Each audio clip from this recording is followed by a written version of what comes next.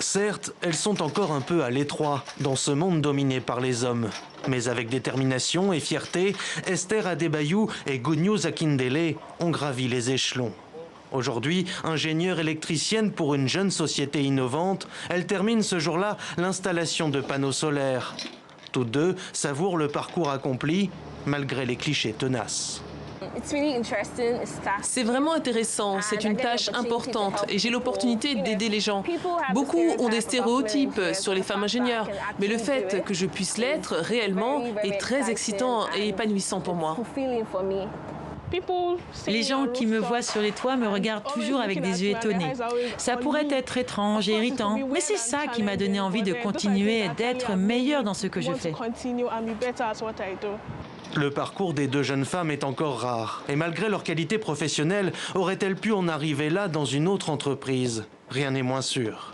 Esther et Good News ont aussi eu la chance d'être recrutées par cette femme.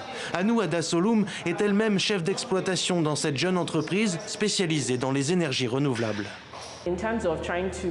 Lorsque nous avons voulu nous assurer d'avoir à l'avenir sur le terrain des femmes ingénieures expérimentées, nous nous sommes rendus compte que nous devions partir de zéro.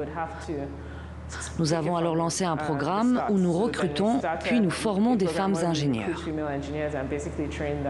Son entreprise emploie désormais 11 femmes. Mais la perception de la société nigériane et les freins culturels dans ce milieu essentiellement masculin rendent leur recrutement compliqué.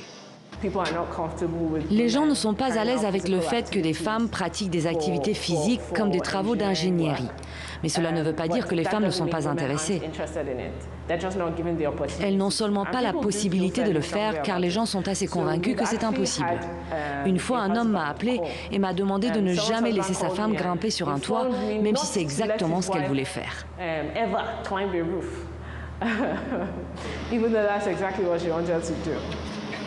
Malgré la forte concurrence dans son secteur, pour cette jeune entreprise, promouvoir les femmes est une priorité, au même titre que gagner de nouveaux marchés ou atteindre ses objectifs financiers.